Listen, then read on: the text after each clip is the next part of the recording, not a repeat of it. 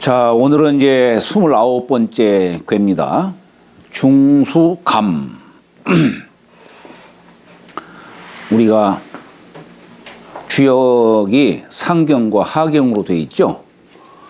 상경은 30괴, 하경은 34괴. 여기서 상경이 갖는 의미는 뭐냐면 천도를 중심으로 설명하고 있는 거예요. 상경에서는 천도를 중심으로 인사의 도를 설명하는 것입니다. 하경은 34괴죠. 그건 인사의 도를 중심으로 천도에 부합하는 바를 설명하고 있는 겁니다. 그런데 우리가 상경을 보면은 상경은 맨 처음에 건곤괴부터 시작하고 그 다음에 이제 감리괴가 여기 매듭을 짓죠. 우리 지금 오늘 배우는 게 중수감괴고 다음에 배우는 꾀가 이제 중화리꾀입니다. 그러니까 이 감리라고 하는 것이 감꾀와 이꾀라고 하는 거. 자, 우선 먼저 그러니까 주역 상경은 건곤꾀에서 시작을 하고 감리꾀에서 마치죠. 그 사이에 둔꾀와 둔꾀에서부터 대과꾀까지가 이어져 있죠.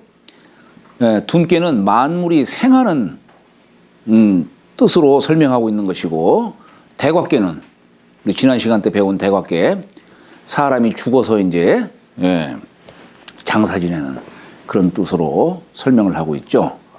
여하튼 주역 상경은 건곤을 채로 삼고 하늘과 땅, 건곤을 채로 삼다면은 감리는 뭡니까? 하늘과 땅 사이에 운행하는 해와 달과 같은 거예요. 이 해와 달로 인해서 사시사계절이 생기고 만물이 생장수장, 태어나고 자라고 결실을 맺고 죽어가고 이렇게 하는 것이죠. 그런데 이제 주역에서는 이렇게 건곤감리로 딱 매듭을 졌지만 또 한편으로 이 감리꾀를 통해서 후천을 넘게 하는 매개체 역할을 해주고 있어요. 우리가 가불병정 무기경신 임계 할 적에 가불은 동방목, 병정은 남방화, 무기가 중앙토지요. 그죠? 네. 경신은 서방금, 임계는 북방순대. 자, 가불병정이 이게 선천이에요.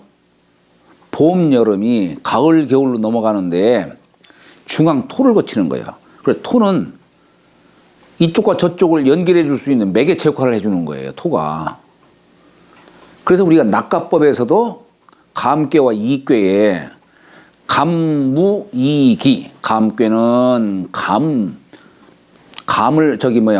무토를 받아들이고 이꾀는 기토를 받아들입니다. 여기 무기토에서 모든 조화가 일어나요. 변화가 일어나는 거예요. 이제 그런 뜻도 되고. 근데 우리 주역에서 말이에요. 주역에서 중수감꾀가 있고 중화리꾀가 있어요. 하경에는 맨 끝에는 수화기제, 화수미제꾀가 있어요. 그러면 상경의 중수감, 중화리꾀는 이건 순수한 물, 순수한 불이기 때문에 이건 자연의 물과 불로 얘기하고 있는 겁니다. 천도를 중심으로 얘기를 하기 때문에. 근데 하경에서 수화기제, 화수미제꾀는 이건 물불을 사용하는 거예요. 썩는 거예요. 사귀는 거예요. 이것은 뭐냐면 인간이 생활할 수 있는 물과 불로 얘기를 하는 거예요. 그러니까 상경의 감리꾀와 하경의 이 감리꾀가 의미가 좀 다르지요. 예. 상경의 감리꾀는 자연의 물과 불, 하경의 그 감꾀와 이꾀는 생활 속의 물과 불. 그러니까 자연의 물과 불은 영원하잖아요. 생활 속의 물과 불은 쓰고 나면 폐기 처분하는 게 물과 불 아니겠어요? 그런 의미가 좀 달라요. 어쨌거나 우리가 이제 29번째 맞이하는 이 괴는 괴상이 여기 보면은 괴상이 곤괴 한 가운데에 양유가 딱 들어온 거예요. 물론 여기에 양유는 건괴의 그 중효가 가운데 있는 효가 여기로 들어온 거예요. 예를 들어서 우리 진괴다. 네? 이것은 곤괴의 채, 땅괴, 곤괴 채의 양효가 맨 밑에 들어와 있죠. 요건 건괴의 맨 밑에 있는 요 효가 이 안으로 들어온 거예요. 감괴는 가운데 있는 이 양효가 요 안으로 들어온 거고. 그렇다면 뭐 감괴 이거 아시겠죠, 이제. 그죠? 감괴는 요 양효가 건괴의 요 위에 있는 요 양효가 이렇게 들어온 거예요.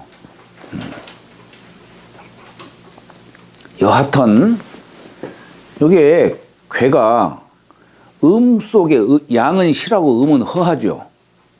그러니까 음은 허한 속에 양효가 딱 들어온 거야. 요걸 달리 말하면 양효가 음 속에 빠졌다 이렇게 얘기를 합니다. 양효가 음 속에 빠졌다. 그러니까 험한 곳에 빠졌다 이런 얘기예요. 그래서 글자도 흑토자를 썼고 요렇게 쓴 게 뭐냐면 이게 결할 흠자예요. 비워져 있는 곳. 이 비워져 있는 곳에 지금 요 양효가 이렇게 딱 들어온 거예요. 그러니까 저게 땅 속에 비어 있는 곳에 물이 스며든다는 뜻이겠죠. 요건 물이 흐른다는 뜻만으로 이해해서도 안 됩니다. 물론 뭐 강물이든 뭐 냇물이든 이것도 뚝 사이에서 물이 흐르기 때문에 그것도 감중량 괴상으로 얘기를 할 수 있어요. 근데 어쨌거나 여기에서는 음허한 속에 양효가 빠져 있다. 그래서 대개 뜻은 험하다. 네, 이런 뜻을 담고 있는 겁니다. 험하다. 근데 여기는 내괴가 또 험하고 지금 외괴 험해요. 아니 우리 8괴 중에 가장 험한 꾀라고 하는 것은 이 감꾀예요. 감꾀. 근데 64꾀 중에 가장 그러면 험한 꾀는 무슨 꾀냐? 중수감꾀겠지 당연히. 그죠? 64꾀 중에 제일 험하다고 할 수 있는 꾀가 뭐냐면 중수감꾀예요.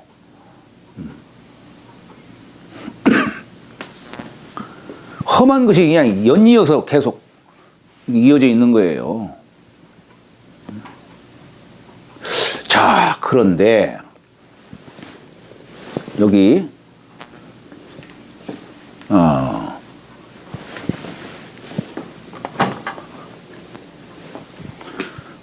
우리가 이 괴 이름을 여기 이제 괴상이 있고 여기에 괴 이름을 붙여요. 근데 괴 이름을 붙이는데 다른 꾀는 다 그냥 괴 이름만 붙였는데 유독 중수감괴 여기도 물이고 물이기 때문에 중수에 거듭중자 써가지고 중수감입니다. 대개는 그냥 여기다가 앞에다가 거는하듯이 그냥 괴 이름만 붙이는데 요 중수감괴만큼은 위에다가 습자를 붙였어요. 네. 왜 붙였을까? 습이라는 의미가 뭘까? 여기 기두자에 흰백자를 썼죠. 그죠? 그러니까 이게 뭐냐면 여기 흰백자가 비유를 하자면은 여기에 갓 태어난 새끼예요. 날짐승. 근데 새끼가 말하자면 험한 속에 처해 있는 거야. 에? 그 새끼가 창궁을 날라고 험한 곳을 벗어나려고 여기 기두자 날개짓을 수없이 하는 거예요. 우리가 학습 습관할 때 이 습자가 여러 번 익히는 뜻을 담고 있잖아요. 여러 번 익히는 거. 우리 저기 소학에 보면은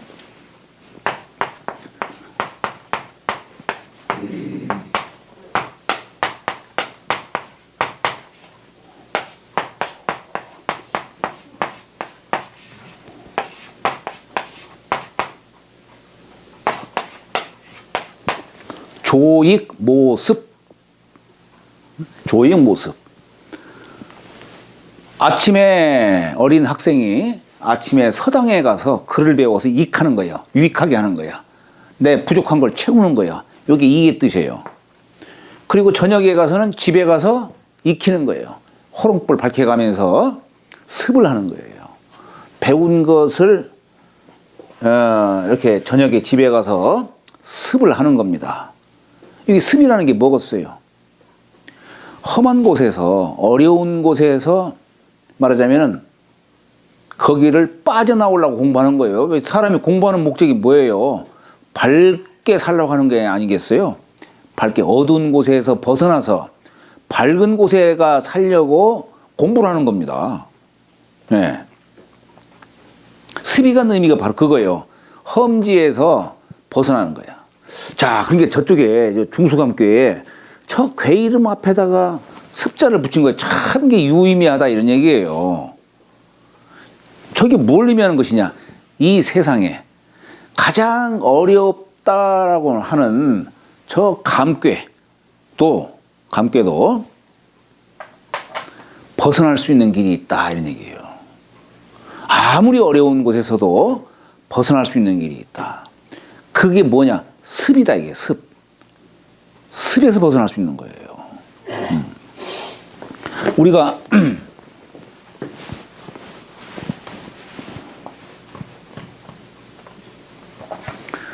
그 옛글에 보면은 논어에 성상근이요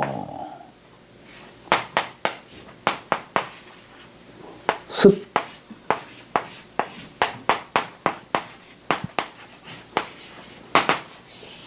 습상원이라. 성상근이요 습상원이라 이런 말이 있어요. 이건 본성이지요. 성품성자, 서로상자, 가까울 끈자. 네.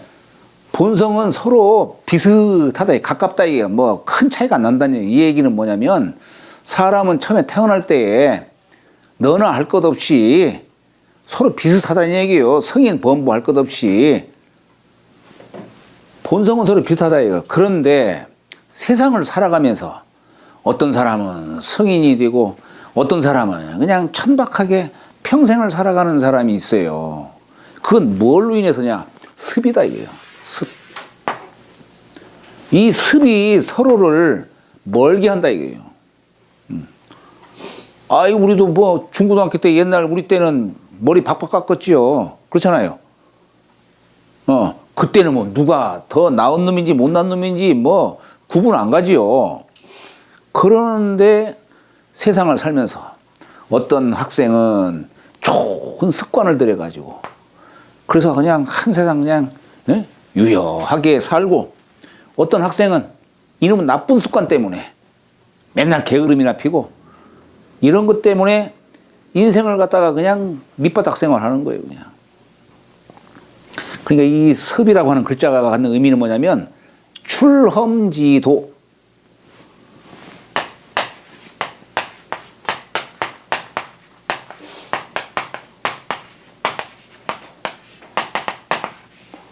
험한 곳을 벗어날 수 있는 도다 이런 얘기예요. 험한 곳을 벗어날 수 있는 도다.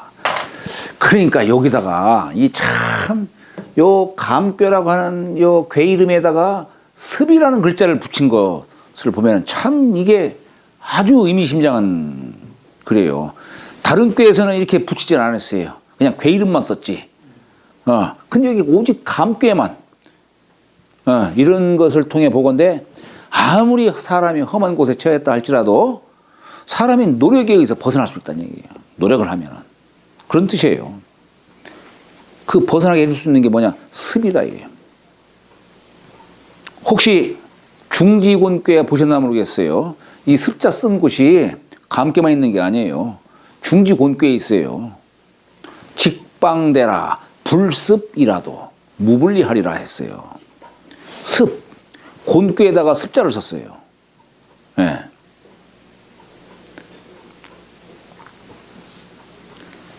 이 의미를 잘 이해를 하셔야 되는 겁니다. 자, 습감은 유부하야. 여기 믿을 부자가 있어요. 믿을 부자. 요 믿을 부자. 제가 누누이 말씀드렸죠. 요 감중년 꾀상이 있을 적에 요 믿을 부자가 나온다라고 한 거야. 예? 물은 물론 험한 데 빠진 그런 상도 되지만 요 뭐 물이라고 하는 게 어떻습니까? 속성이 모여드는 속성이 있잖아요. 모여드는 속성. 불은 흩어지는 속성이 있지만. 예. 그러니까 이 유부라고 하는 뜻이 정신 집중하고 정신을 모으고 하는 요 뜻이 담겨 있구나. 감중년꾀상이로구나. 예, 그렇게 이해하시면 됩니다. 그러니까 사람이 이런 감이라고 하는 험한 곳에 처했다 할지라도 유부하야. 내가 좋은 습을 갖게 되면은 믿음이 있어서 자, 여기 보면은 유심형이니 했어요. 유심형이니. 요 말을 잘 이해를 하셔야 됩니다. 우리 보통 요 유자, 오직 유자로 보통 해석을 하잖아요. 오직 유. 되게 여기서도 오직 유자로도 해석을 합니다. 그런데, 자, 다시 한번 말씀드립니다만은, 주역에서 말하는 오직 유자는 입구자에다 써요. 입구자. 예전에 제가 저기 동인교회 가서 제가 말씀드린 것 같은데 오직 유자로 쓰는 글자가 보통 세 가지가 있다. 시사변에다가 요 유자 쓰는 것이 있고 신방변에다가 유자 쓰는 것이 있고 입구자에다가 유자 쓰는 게 있다. 자, 그런데 요 유자 쓴 곳을 이 경서를 가만히 들여다보면은 시경, 서경, 역경, 삼경이 있는데 요 입구자에다 유자 쓴 것은 이게 주역에서 쓰는 글자예요. 주역에서 오직이라는 뜻으로 쓰려면 요 입구자에다 요 세추자 씁니다. 요건 뭐냐면 요건 참새가 요거 짹 하고 소리 내는 것이죠. 여기 유자가 바로 그런 뜻이에요. 이 주역책은 점서로서도 얘기할 수 있어요. 그래서 사람이 신에게 복서로서 묻는 거예요. 기륭을 묻고 신이 기륭을 답해주지요. 예, 그래서 요 입구자를 쓴 겁니다. 점서의 어떤 뜻을 담아가지고. 근데 여기 신방변에다가 세추자 쓴 것은 요건 여기 마음심자에다가 방점을 둔 거예요.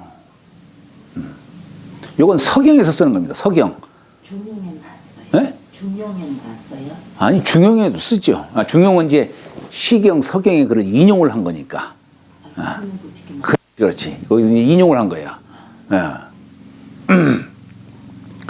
그러니까 여기 유자는 말하자면 이제 서경에서 쓰이는 글자라고 볼 수 있는데, 우리 서경의 책은 어떻습니까? 공자가 서경을 정리하실 적에 어디부터 시작했냐면 요임금부터 시작해요. 요전, 순전, 대우모 이렇게 우임금으로. 그런데 요임금이 순임금에게 천자자리를 물려주면서 쓰신 네 마디 글자, 윤집골중하라. 진실로 그 중을 꼭 잡아라. 이 중을 잡아라. 이렇게 그 말씀하시면서 천자자리를 물려주신 거예요. 순임금도 우임금에게 또한 요임금의 말씀을 또 그대로 전합니다. 그렇게 해서 이 서경책이 요임금부터 시작해가지고 요, 순, 우, 탕, 문, 무, 주공, 그 다음에 주는 주공이고 공자 이렇게 공자로 이렇게 쭉 이어져 오죠. 지금 우리 고전은 그냥 이 중사상으로 지금까지 전해져 온 겁니다. 그러니까 이게 뭐냐면 신법으로 왕과 왕들 사이, 성인과 성인 간에 도를 전하는 것이 이심전심, 신법으로 도를 전했다 이런 얘기예요. 그래서 서경에는 요 신방면에다가 쓰는 겁니다. 실사변은 시경에 쓰이는 거예요. 시경. 시경에서는 요 실사변으로 써요. 유자를, 오직유자를. 요건 뭐냐? 실이라고 하는 것은 끊어지지 않고 이어지는 뜻이죠. 역시 마찬가지입니다. 시경은 말하자면 나라 임금님의 어떤 정치를 민간에서 풍자를 하는 그런 노래 가사 그런 것들을 모아가지고 만든 거예요. 그 대체적인 뜻은 뭐냐면 나라의 흥망성쇠는 한나라 임금님의 말 한마디 행동 여하에 따라서 나라가 흥성하기도 하고 망하기도 한다. 그래서 매달려 있다는 뜻으로 실사변을 쓰는 겁니다. 시경에서는. 그래서 여기 그러면 자 이제 주역에서 요 유심형이라고 하는 건 요거 주역에서는 입구자를 써야만 오직 마음으로 형통하니 뭐 이렇게 쓸 수 있는데 그렇게 해석하면 안 된다는 얘기예요. 요걸 이렇게 주창하신 분이 누구냐면 내구당 선생이라고 하는 분이에요. 이 부분은 내구당 선생이 이걸 어떻게 해석하냐면 이때의 유자는 오직 유자가 아니고 얼글 유 끈이니까 끈으로 얽어매는 겁니다. 끈으로 얽어매는 거예요. 자, 사람이 되게 험한 때 빠졌으면 어떻습니까? 험한 곳에 빠졌으면. 근기약한 사람은 험한 곳에 빠지면 에라 모르겠다 자포자기하고 될 대로 되라 이렇게 살아가요. 그런데 사람이 아까 요 습자를 얘기했듯이 아무리 험한 곳에 빠졌다 하더라도 좋은 습으로 해서 그 험한 곳을 벗어날 수가 있는 겁니다. 다만 어때요? 사람이 험한 곳에 빠졌을 때는 더욱더 긴장하고 조심하고 삼가해야죠. 정신을 똑바로 차려야죠. 그죠? 우리 이 조심이라는 말이 있는데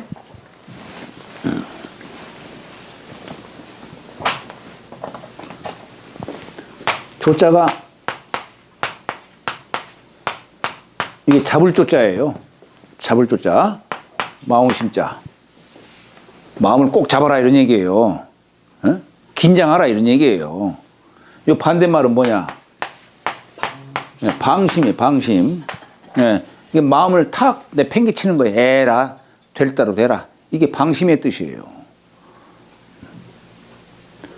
그러니까 지금 저기 감꾀는 굉장히 어려운 상황에 처한 괴입니다. 요때에 어떻게 해야 되느냐? 유심하라 이게 마음을 끈으로 붙들어 매듯이 꼭 붙들어 매라 이거. 그래야 형통하다 이런 얘기예요. 자연적으로 형통한 게 아닙니다. 마음을 꼭 붙들어 매라 이런 얘기예요. 조심하라 이런 얘기예요. 이 실사변에다가 세추자 쓴 요 뜻을 대부분 사람들은 그냥 오직 마음이 형통하지. 아니 이 험한 곳에 사람 한번 채 보세요 한번. 과연 그 속에서 마음의 형통함을 할 수 있을지. 이 마음을 꼭 이렇게 붙들어 매야만이 어려운 때일수록 긴장하고 마음을 조심조심 꼭 이렇게 붙들어 매야만이 형통하다. 그러니 행하이면 유상이리라. 행하면 숭상함이 있으리라. 험도에 이렇게 좋은 이렇게 마음을 꼭 붙들어 매고 좋은 습관으로 해서 이 험도를 행한다면 그러면 숭상함이 있으리라고 이렇게 얘기를 하는 겁니다. 또 왜 하필 이런 표현을 썼을까? 물이라고 하는 것이 가다가 조그마한 구덩이가 있으면 어때요? 가다가 거기 폭 빠져요. 그러면은 이것이 나중에 구덩이를 가득 채우고 나서 또다시 흐르겠죠. 물이라고 하는 것이 그런 덕이 있어요. 비록 험한 곳에 빠졌다 하더라도. 그래서 여기 행한다라는 이 뜻을 취한 것은 뭐냐면 물이 흐르는 그 덕을 취한 거예요. 행하면 유상이라고 이렇게 얘기를 한 겁니다. 자, 단활. 요거에 대해서 공자가 말씀하시는 겁니다.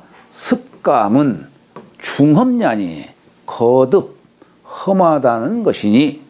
예, 거듭 험하다는 것이니. 그러니까 이거 습감 자체가 여기 습이라는 게 뭡니까? 자꾸 몇 번, 10번, 20번 계속 익히는 거예요. 여기 중자의 뜻이죠. 감은 험하다는 뜻이고. 그러니까 습감은 중험, 거듭 험하다는 것이니 수류이 불령하이며 행험이 불실기시니. 자, 여기 물이 흘러서, 물이 흘러서 여기 찰령자지요. 가득 차지 아니하이며. 이 얘기가 참 이게 애매해요. 물이 흘러서 가득 차지 아니하이며. 이게 무슨 뜻일까?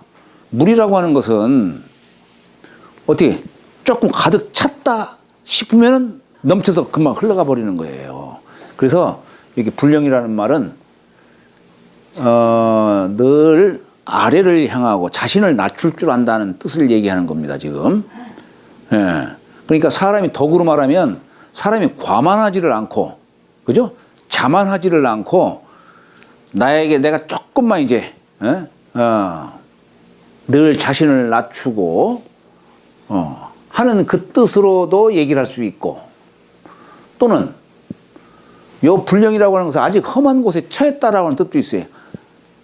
물이 흐르지만 가다가 구덩이를 만나면은 거기에 빠져가지고 더 이상 흐르지를 못하지요. 그래서 가득 차지 못했다라고 하는 것은 아직 험한 속에 있다라고 하는 뜻을 갖고서도 얘기를 할 수 있는 거예요. 이게. 그러나 물이라고 하는 것은 가다가 구덩이를 만나면 우선 일단은 일시적으로는 그곳에 그냥 푹 빠지게 되지만, 그러나 물은 어떻습니까? 끊임없이 계속 근본을 놓치지 않는 이상, 계속 흐르고 흘러서 그 구덩이를 메꿉니다. 구덩이를 메꾸고 또 흘러가는 거예요. 그래서 바닥까지 흘러가는 겁니다. 여기 그렇기 때문에 여기서는 물의 덕을 갖고 얘기하는 겁니다. 행험이 불실기신이니, 험을 행하되 불실기신, 그 믿음을 잃지 아니하니. 그러니까 공자는 그냥 물을 바라보면서 그냥 수제요, 수제, 물이요, 물이요 하면서 그냥 넋을 잃고 찬탄하기만 하고, 우리 노자도 어떻습니까? 상선약수라고 하죠. 상선약수. 예. 그 물을 갖다가 그렇게 찬양을 하죠. 물의 덕을. 왜 행엄이 불실기신이니, 유심형은 마음을 꼭 붙들어 매여서 형통하다라고 한 것은 내 강중야요. 이에 강중함으로써 함이요. 물은 어쨌거나 이 감꾀의 요 양효가 체가 되기 때문에, 그렇기 때문에 강으로서 중을 얻었기 때문에 그런 겁니다. 강으로서 중을 얻었기 때문에. 그래서 내이 강중야요 이렇게 얘기를 한 것이고, 행유상은 왕유공야라. 요 행유상이라는 말은 가면 공이 있는 것이다. 가면 공이 있는 것이다.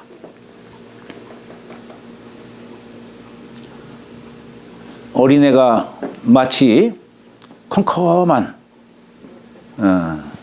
풀 속에 갇혀있는 뜻으로 우리 산수문께서 얘기를 하고 있죠. 산수문께 보면은 풀초자에다가 여기 이렇게 쓰면 여기 덮을모자예요. 보통 여기다 하나를 더 그어가지고 덮을모자라고 하는데 여기 써도 됩니다.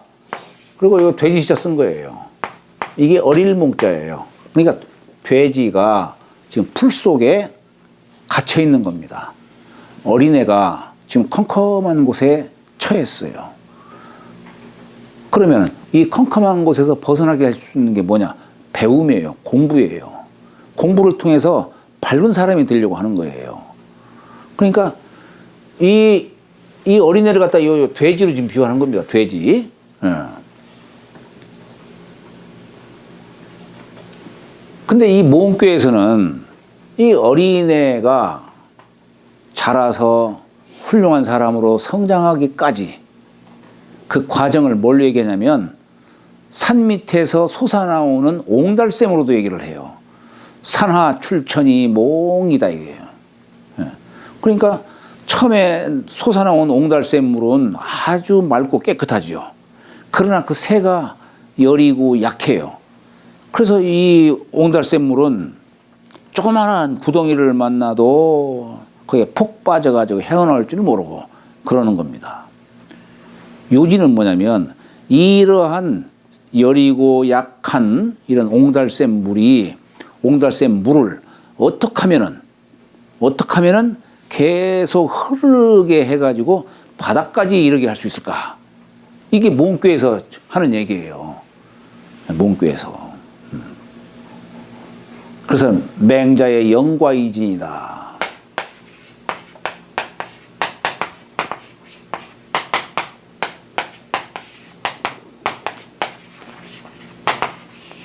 영과이진이다. 응? 물이 가다가 구덩이를 딱 만나면 여기 이 과자가 과목과자, 뭐 과학이라고 하는 요 가지과자의 뜻도 되지만 여기서는 구덩이 과자예요. 구덩이를 가득 채우고서 흘러가야 된다라고 얘기를 하는 겁니다.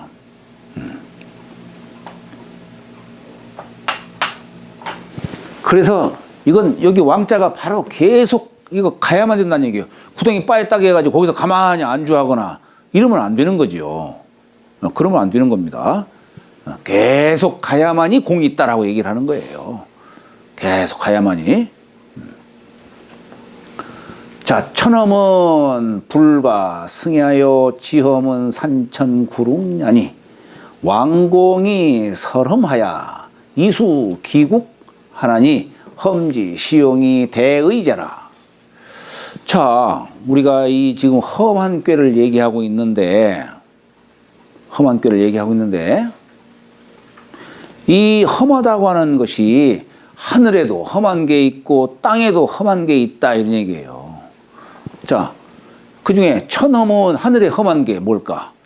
우로환설이에요. 비 오고 설이 내리고 하는 이런 거. 이걸 천험이라 하는 겁니다. 근데 이 천험은 어떻게 할 수가 없는 거예요, 이것은.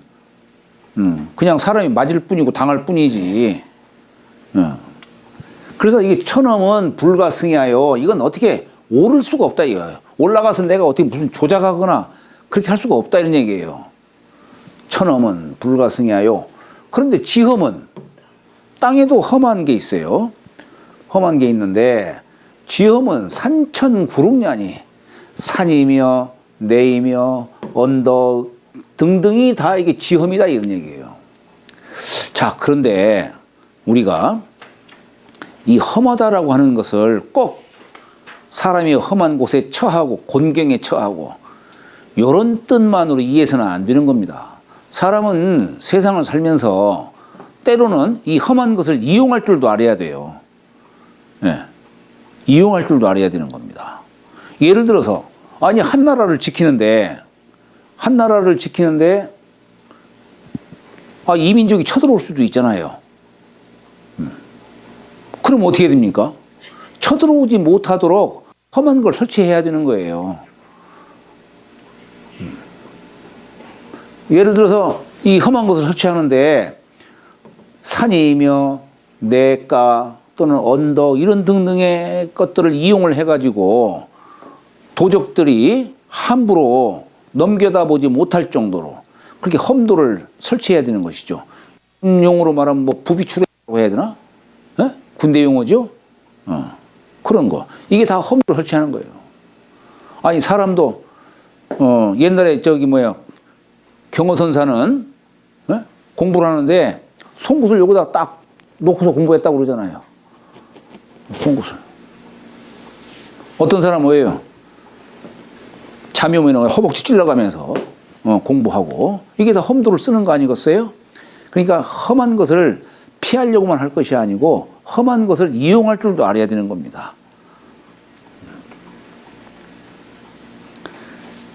자, 그래서 그러나 이제 천험은 어떻게 할 수가 없고 지험은 산천불응이니까 이런 것들을 이용을 해서 내 나라를 지킬 수 있는 또 내 몸에 험한 도를 이렇게 둬가지고 그래서 내 몸을 지킬 수 있는 다 이게 험한 것을 이용을 하는 겁니다.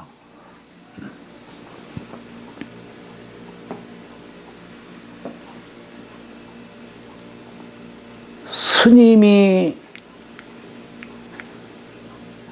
안욕따라 삼맥 삼보리 심을 증득하기 위해서 부모 처자 다 버리고 출가하는 것도 그것도 험도를 쓰는 거라고 볼 수 있어요. 만약에 부모 처자를 다 버리고 출가했는데 성불하지를 못했다. 이건 무간지옥에 떨어집니다. 이건 무간지옥에 떨어져요. 그렇잖아요. 예전에 어떤 비구니 스님이 당신은 공부하기 위해서 남편한테 여자도 붙여주고 자식들 다 버리고 떠나왔다고 하길래 스님 그거 잘못하신 겁니다. 나 하나 살자고 어떻게 남편 죽이고 자식들 죽이냐고 내가 한번 그런 얘기를 한 적이 있습니다만은 물론 사람이 때로는 이렇게 험도를 써야 될 때도 있는 겁니다. 아무 때나 해서는 안 되지만 그런 것이 있어요. 자, 그렇기 때문에 자 천험도 있고 지험도 있다 이런 얘기예요. 그래서 왕공이 설험하야 여기 왕과 공이 왕과 신하예요. 그죠? 왕과 공이 험도를 베풀어서 이수기국하나니 그 나라를 지킨다 이런 얘기예요. 험도를 베풀어서 그 나라를 지킨다. 그게 뭡니까? 예를 들어서 우리가 천험을 베풀 수 있는 게 뭐냐? 이게 뭐냐면 예악형정이에요. 예악형정. 이게 천험이에요. 천험을 쓰는 거예요. 그래서 그 나라를 질서를 세우게 하고 안정시키는 겁니다. 그럼 지형은 뭐냐? 이 민족들이 쳐들어오지를 못하도록 냇물을 이용하고 산을 이용하고 그렇게 해서 외부의 도적들이 들어오지 못하도록 그렇게 방비를 하는 거예요. 여기에 지형을 설치하는 거예요. 그러니까 왕공이 설험이라고 하는 것이 뭐냐면 천험과 지형을 이용을 하는 거예요. 그래서 그 나라를 지키나니 험지 시용이 대의자라. 바로 이 험도를 쓰는데 아무 때나 쓰면 안 돼요. 때가 있어요. 때. 그리고 이 험도를 써야 하는 경우가 있어요. 아무 때나 쓰는 게 아니죠. 그러니 험지 시용이 대의자라. 참으로 이게 위대하다 라고 공자가 찬탄을 하신 겁니다. 상활 수천지 습감이니 군제에 이하여 상덕행하이며 습교사 하나니라. 자, 상에 가로되 수천지, 이게 거듭천자예요. 물이 거듭 이르는 거예요. 이게 중수감격이기 때문에 습이라는 글자도 쓴 것이고 여기서는 상에서 거듭천자를 썼죠. 물이 거듭 이르는 거. 끊임없이 계속 내려오고 그래야만 이게 끊어지지 않는 거죠. 거기에 습이라고 하는 글자도 거기에 다 포함이 되는 얘기죠. 한 번만이 아니고 계속 하는 겁니다. 이게 바로 습감의 뜻이다. 이게 바로 습감의 뜻이다. 군제 이하야. 군자가 바로 저 물이 거듭 계속 내려오고 함으로 인해서 이 물줄기가 이어지고 그래서 저 바닥까지 가는구나. 반복을 거듭해서 부단 없이 계속 노력을 하는 것이죠. 이게 습감이 갖는 뜻이에요. 그러니 군자가 바로 이런 상을 보고 체득해서 어떻게 하느냐. 상덕행하이며 습교사 하나니라. 상덕행, 이건 뭐냐면 덕행을 항상 하며, 여기 항상 한다는 말이 결국 여기 습자와 같은 뜻이에요. 거듭 이룬다는 뜻이에요. 덕행을 항상 하며. 한편으로는 물의 덕을 지금 얘기하는 것이죠. 이것은 우리가 여기 중수감교에서 요 내꾀는 내 마음 안으로 쌓는 것이고, 그죠? 외꾀로는 바깥으로 쌓는 거예요. 그러니까 저기에서 상덕행은 뭐냐면 요 내꾀의 상이 감중력괴상을 지금 설명하는 거예요. 안으로 덕을 쌓고, 요건 물이라는 게 멈춤도 없이 계속 흘러가는 거니까 덕행이라는 말을 붙인 거예요. 늘 이렇게 덕행을 항상 하는 거예요. 항상. 덕의 행함을 항상 하며. 수천지의 어떤 뜻을 얘기하고 있죠. 그 다음에 습교사난이란 뭡니까? 가르치는 일을 습한다, 이게 습. 계속 반복한다, 이런 얘기예요. 반복. 그런 뜻입니다. 요건 외꾀 갖고 얘기하는 것이죠. 외꾀. 요건 말하자면 선생이 한편으로는 자신을 수양하고 밖으로는 세상 사람들을 가르치는 뜻으로. 그럼으로써 어때요? 세상 사람들로 하여금 험도에서 벗어나게 할 수 있도록 하는 거예요. 우리 대학에 그래서 대학에 그런 말 있잖아요. 대학지 도는 제명 명덕하이며 제 친민이다, 이런 얘기예요. 지금 제명 명덕이 뭐예요? 험한 곳에서 벗어난 거예요. 본래가 밝은 덕을 가졌었는데 이런 욕심 저런 욕심으로 인해 가지고 탐욕에 찌들다 보니까 이 본래의 밝은 내 본래의 성품을 잃어버렸어요. 해쳤어요. 그렇기 때문에 다시 밝히는 겁니다. 그래서 명덕 이렇게 얘기를 하는 것이고, 그건 요 상덕행을 말하는 거예요. 상덕행 뜻으로.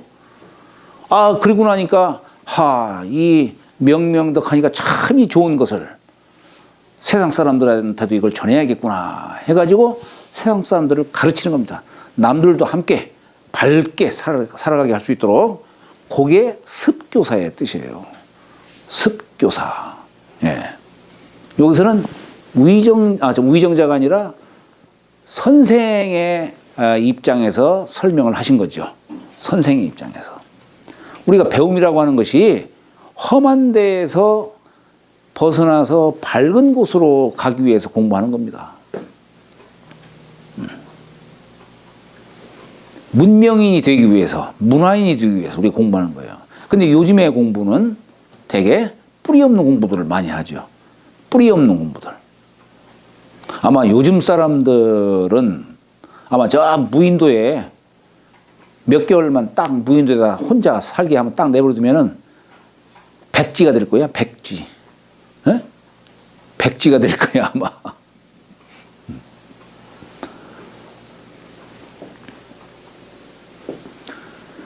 여기에서 내꾀에서는 주로 아랫사람이 험한 것으로 얘기를 하고, 외꾀에서는 주로 윗사람이 험한 걸 얘기하고 있어요.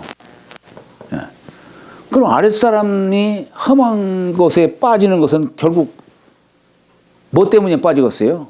아랫사람들이 원하는 게 뭘까, 주로? 돈 버는 거지. 에? 돈 버는 거. 그러니까 여기서 아랫사람이 빠지는 것은 대개 어떤 재물 욕심이라든가 이런 것으로 인해서 빠지는 겁니다. 예. 그걸로 맨날 근심 걱정하고 그러잖아요. 그걸로. 그럼 윗사람이 험한 게 빠진 건 뭘까? 윗사람이 험한 것에 빠진 거. 명예. 어떤 사회적 지위 이런 거, 좀 더 정신적인 면, 그죠? 정신적인 어떤 공공함, 여기는 물질적 공공, 그렇죠? 그렇게 이해할 수 있겠죠. 그런 식으로.